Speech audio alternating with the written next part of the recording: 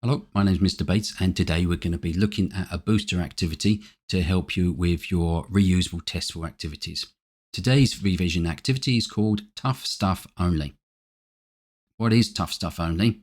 Well, it's a way of maximizing the effectiveness of all the revision activities that you've done so far. So, what you're going to be doing is you're going to be finding the tricky questions.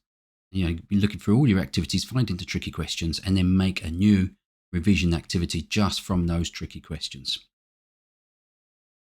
So why do this? Well, you've spent a lot of time doing revision.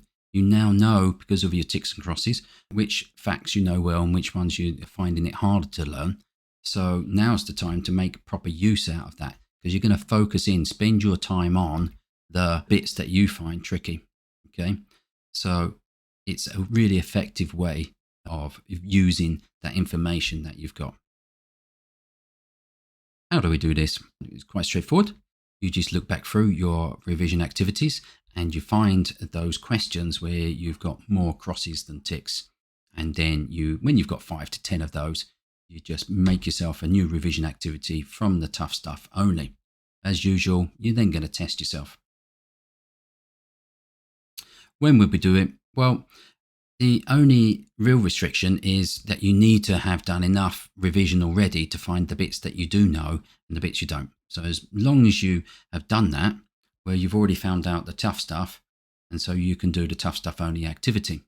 Right? Another bit of advice would be, if you can, pick all the questions from roughly the same topic. Doesn't have to be exactly the same topic, but roughly the same topic. Okay, now it's your turn. What I'd like you to do is go back through your activities, find those tricky questions, find the ones where you got more crosses than ticks, and then make yourself a tough stuff only reusable testable revision activity.